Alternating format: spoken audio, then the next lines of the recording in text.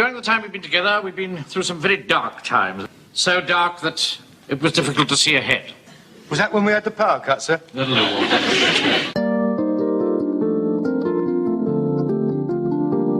Joe Walker was a supplier of essential supplies during the day, and during the evening, a member of the Home Guard.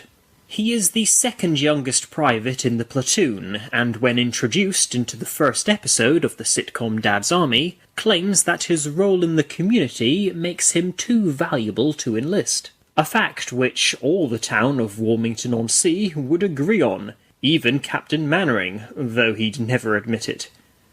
Oi. I've got your cheese. Come on. I've got your cheese! Go ahead, sir. Down the chairs, sir. Yes. It isn't for me, of course. No, of course not, no. You know I don't approve of that sort of thing. No, in that case I'll take it back. No. As a Spiv, aka black market dealer, Walker makes a living by providing the locals with whatever food, drink, or tools they need. In exchange for money, of course. Well, I do have to have a few ties, in the yard, you know what I mean? But as it's for the platoon, 10 bob a piece, how's that? £2.10 a piece, £4.10 for the pair. Due to the Second World War and the looming invasion by the German army, the inhabitants of the island of Britain had to ration everything they had and needed.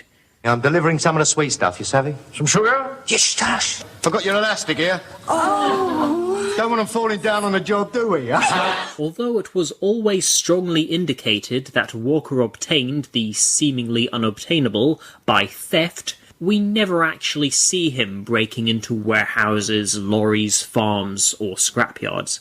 Oh, I've got a shed round about here, which I keep some of my essential supplies in, you see. Now, if we all make our way there, and you keep your trap shut, I might be able to help you. I've been looking for you. I can't talk to you now, I'm on duty. Oh, in that case, I'll get them somewhere else. Oh, hey, no, wait a minute. There is another thing, Captain Mainwaring. Keep your hands to yourself. I don't want anything nicked. Well, that's the way I got it in the first place. Other examples of Spivs, as portrayed in media, are George Cole, Brighton Rock, George Cole, and Bedknobs and Broomsticks. The war on, Godfrey. This is no place for rice pudding. Leave it in my office. And leave the spoon. I shan't. As a very cheeky chappie with no respect for authority, Walker's second occupation is to wind up Captain Mainwaring every opportunity he gets. We have the first metatarsal, second metatarsal, third metatarsal, fourth metatarsal, and last but not least... The little piggy that went wee, all the way up. Then we'll row back and pick up Walker and Jones, take them across. Then you'll row back and pick up Pike and Godfrey, row them across, and then... Row back and pick up yourself. Can't tell you again. 80 episodes of Dad's Army were made between 1968 and 1977. Walker appeared in the first 59. He was almost always involved with the progression of each story. Whenever something is needed, Walker will supply it. I told Mr. Mainwaring I'll get him a mascot. Don't worry about it, we can always tidy it up a bit. Whenever the platoon are stumped on how to get out of a tricky situation, Walker is usually the one who thinks of a cunning solution. All we've got to do is get a pair of boots the same as Mr. Mainwaring wears, only a bit smaller, and swap them over. Right, now we put these tin hats on the sheep, and then we take them up to the mill. But more often he is the one to point out the flaws in Mainwaring's ideas. Excuse me, Captain Mainwaring, but if we're at the present, and we start applauding, there's going to be a lot of blue toes in the platoon. Walker was played by James Beck. Prior to the fame boost Dad's Army gave him, Beck had appeared in dozens of television shows throughout the 1960s. Ironically, considering the dubious occupation of his most famous role, the bulk of his acting showreel seems to consist chiefly of police officers. Beck's second best-known role was starring in the sitcom Romany Jones, which, like Dad's Army, continued being produced after his sudden death in 1973. The character was originally intended to be played by the sitcom's creator, Jimmy Perry. Perry had been acting for stage, TV, and holiday camps for almost 20 years, and decided that rather than continue waiting to be cast in a leading role, he'd write one for himself. which is partially why he wrote what he'd originally titled Fighting Tigers. He managed to impress director David Croft, who felt the show had great potential, even though the BBC were very sceptical about a series poking fun at Britain's finest hour. However, Croft did not approve of Perry's desire to be in the show, feeling it would cause confrontation and resentment from the rest of the cast. If you're a writer and you've written yourself a funny part, and all the other actors think all the best lines are going to him, so that is not a desirable thing. These are difficult older actors. Having the writer in the company would be divisive. They'd think you are giving yourself the best lines. This was expanded on in the 2016 docudrama We're Doomed, the Dad's Army Story. No relation to the documentary Don't Panic, the Dad's Army Story. With the success of the series, Jimmy Perry gave up acting and switched to full-time script writing, drawing from his other wartime experiences with It Ain't Our Fault Mum and his Butland's experience for Heidi High. He did make a small appearance in an episode of the first series as a cheesy comedian. My wife, she's so fat, I have to put a bookmark in to remember where her mouth is. The love life of the platoon was often a source of humour. Captain Mainwaring's abysmal relationship with his off-screen wife, I bumped into the door of the linen cupboard. What's the matter? Hasn't your old woman got a rolling pin? the fact that Sergeant Wilson was sleeping with Pike's mother, which everyone seemed to know besides the stupid boy, and at least once a year Corporal Jones had a fling with Mrs. Fox. Walker had two girlfriends, both played by Wendy Richard. She appeared in 2 episodes as Edith and 2 as Shirley. I'm an usherette. That's right, down at the Tivoli Cinema. Oh, then you must see a lot of pictures. Oh, yes. I see a lot of other things than all. His other memorable date was when he played the centre filling in a Marmite sandwich. This is Doris and this is Dora. They're twins. Blimey, I thought I was seeing double. Yeah, which is which? I don't know. One kicks and the other one bites, so what's the odds? Of the 59 Dad's Army episodes produced before James Beck's death, here are the ones where Walker was the most involved. In The Enemy Within the Gates, while patrolling a riverbank, Jones, Walker and Pike capture 2 Nazi parachutists. But before this, Pike accidentally shoots a swan that he mistook for a parachutist's parachute. I'm going to pluck it, dress it, hang it up for a few days, and I'm going to have him with some roast potatoes and Brussels. Very tasty, very sweet. The Germans escape after tricking Godfrey, the frailest and friendliest private in the platoon, but they are quickly recaptured by a very militant captain from Poland, who has a low tolerance for incompetent buffoonery, meaning he obviously has great disdain for Mainwaring and his men. Walker gives the aggressive captain his comeuppance by allowing the officers who come to arrest the pilots to send the Pole to a prisoner of war camp too. They're on the way to headquarters. Plus another one that Walker managed to round up from somewhere. Blimey, don't tell me you're getting them on the black market and all. 3 episodes of Dad's Army's second series are missing, presumed wiped. It would have been 5 out of 6, but 2 were found in a garden shed in 2001. In 2019, these missing episodes were reenacted to celebrate 50 years since they were last seen on their original broadcast. Mathew Horne played Walker. I'm sure you can improvise some sort of weapon. You could always get him to sit on the bacon slicer, Jonesy. In The Loneliness of the Long-Distance Walker, Joe has been called up to join the real army. This is terrible, Joe. Terrible. What about my whiskey? What about my gin? What about my box of fudge? What about me mum's elastic? Don't be selfish, men. We mustn't be thinking about ourselves. By the way, what about my whiskey? Mainwaring tries his best to keep him under his feeble command, but gives up when evidence of Joe's business accounts must be provided. Jones, with assistance from the other main characters, make Joe undergo many exhausting tactics to make him appear unfit for service. But this too fails to make him fail. Just as the men are down to their last spoonfuls of sugar, Joe returns, and now has an actual legitimate reason to stay far, far away from active service. I'm allergic to corned beef.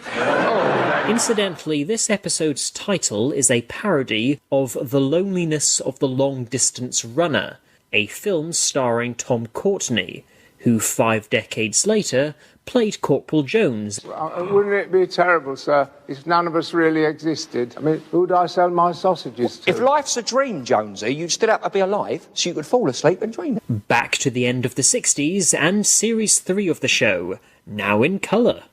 In The Armoured Might of Lance Corporal Jones, Walker convinces Jonesy to offer the large van he uses for his butcher shop business to the platoon for transport.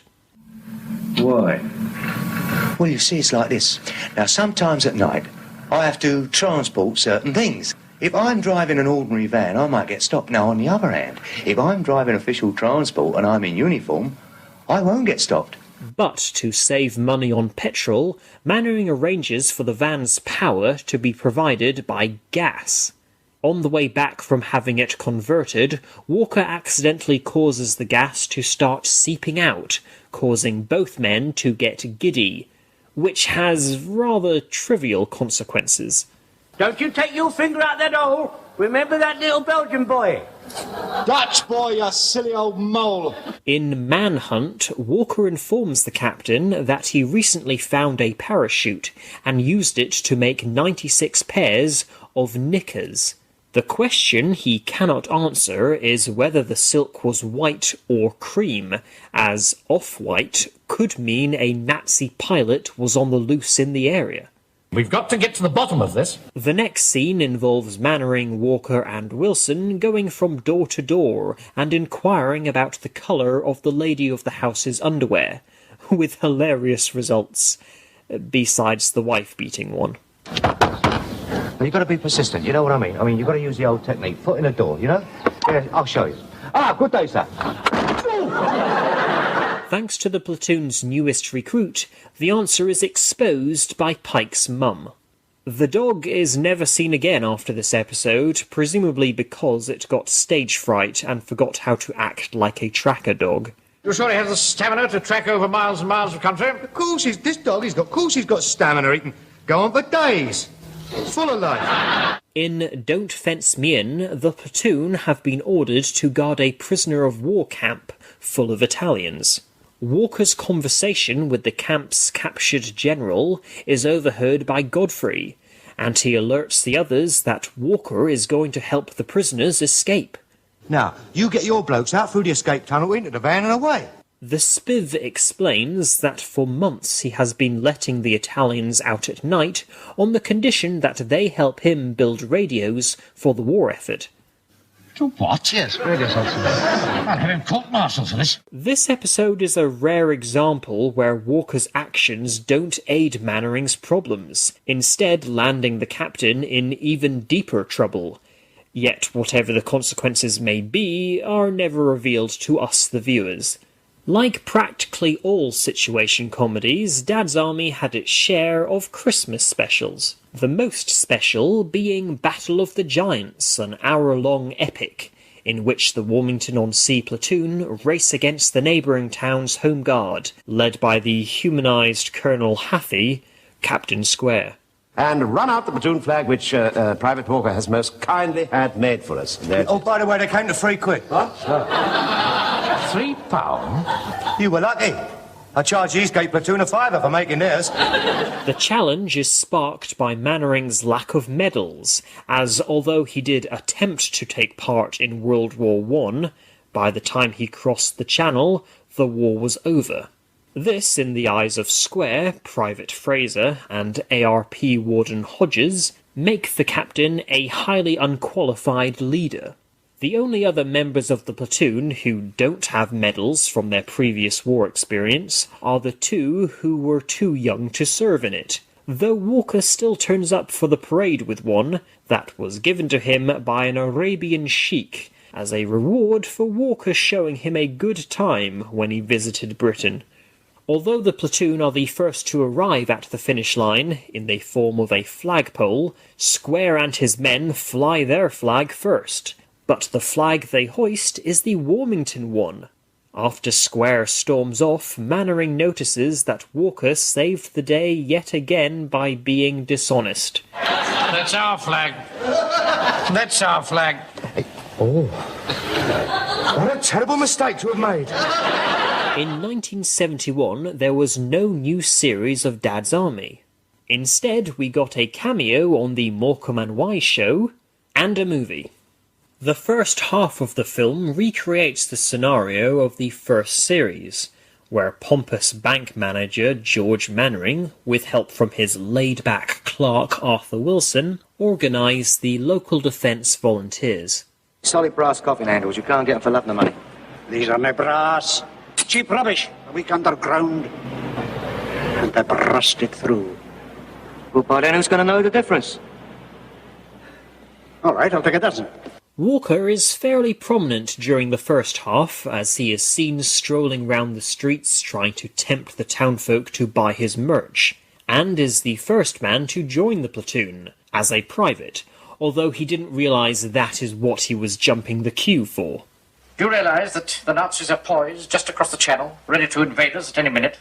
Yeah, well, I knew they were breathing a bit heavy down our necks, yeah. Are you going to fight with us or not? Yeah, sure.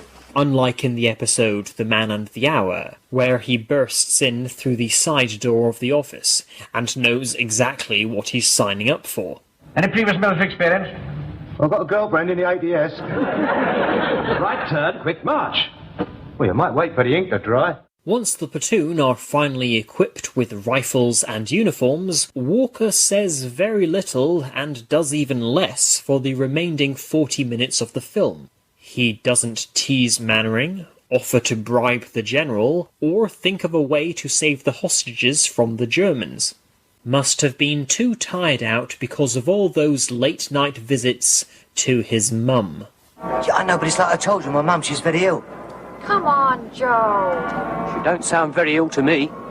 Joe! In Getting the Bird, as Jones's supply of meat is critically low, Walker does the old man a favour by providing him with pigeons.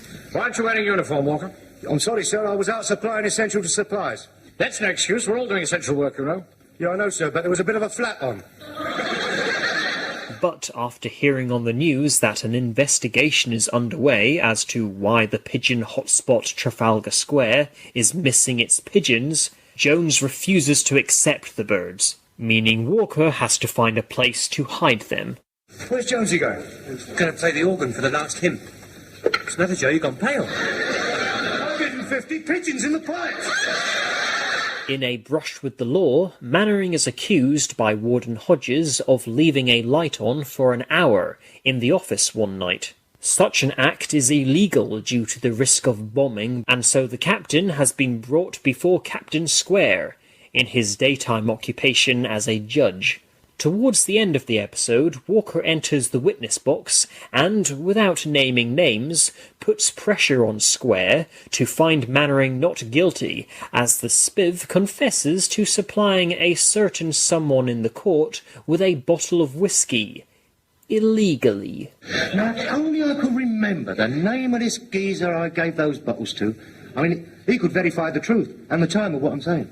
Yes, right. The Deadly Attachment is the most famous episode of Dad's Army, not because its storyline was used for the unsuccessful pilot of the series' American adaptation, but because it features one of the most memorable moments in sitcom history. Larry's at work. I'm going to give you a damn good thrashing! Walker is involved with the second highlight of the episode, asking the German prisoners what they'd like to eat from the local chippy. Right. 8 cotton chips. I want place. I want mine crisp. Und light brown. Crisp und Never mind that. In We Know Our Onions, the platoon attend an initiative exercise, organised by Mr. Mackay. The B story, which by the end ties into the A story, is that Walker has neglected to deliver a large supply of onions to Hodges, whose day job is a greengrocer. Why Walker was late to hand over the paid-for, eye-watering crunchy bowls, and Wyatt takes the warden to the end of the plot to simply help himself from the unlocked butcher's van is not explained. Blimey, if we couldn't get over that fence in 5 hours, we're not going to do it in 15 minutes. I said this whole weekend would finish in disaster. Things That Go Bump in the Night was the last episode Private Walker appeared in. He only shows up during the final 10 minutes. This is because the sequence he appears in was filmed months before, outside of the television studio. But between the recordings of The Honourable Man and Things That Go Bump in the Night, James Beck suddenly became ill and was taken to hospital, where he was diagnosed with an inflamed pancreas, caused by excessive drinking and smoking. But the show must go on, and a week later, for the 6th and final episode of Series 6, Beck's absence was written into the episode, in the form of a note. Had to go up to the spoke for a few days to do a deal. See him in the office as soon as he comes back. No, sir. James Beck died 2 weeks later. He was 44 years old. While Walker was never mentioned again for the remaining 3 series of the Dad's Army television series, the character did continue to be heard in the Dad's Army radio series. The audio adaptation of the show began recording in June 1973, meaning 8 episodes were recorded before Beck's tragic departure. The role was taken over by Graham Stark for several episodes, then by Larry Martyn for the rest of the run. I've got to go for me medical in 10 days' time. But I thought you were in a reserved occupation. What do you describe yourself as?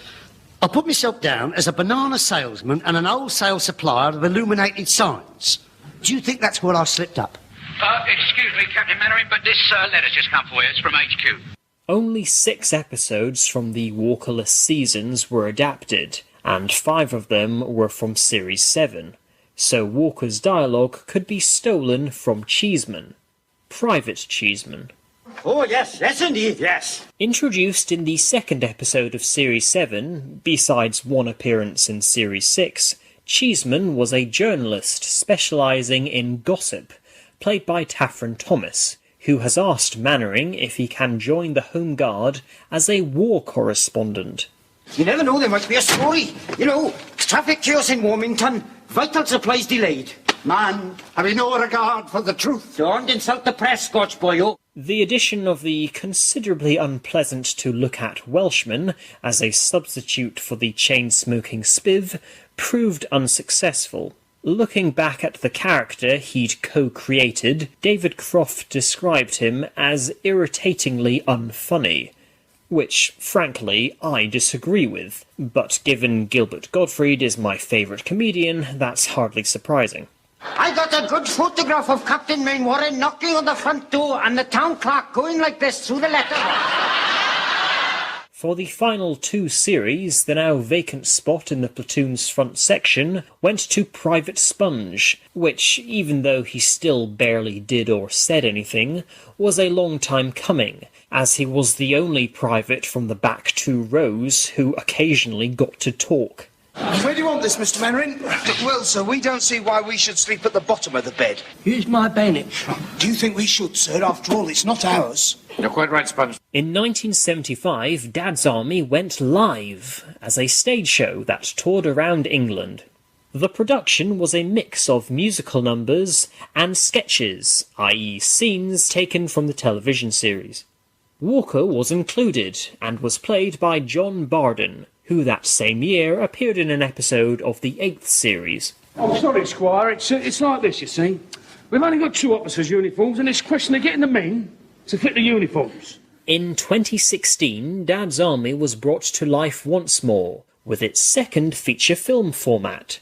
Only 2 of the original cast were able to make a cameo, which was highly inevitable considering most of them were in their 50s when the show began, nearly 50 years before. Played by Daniel Mays, Walker has the honour of being the first regular character introduced, perhaps because he was the first to leave. You're not taking this seriously, are you, Walker? How'd you know it was me?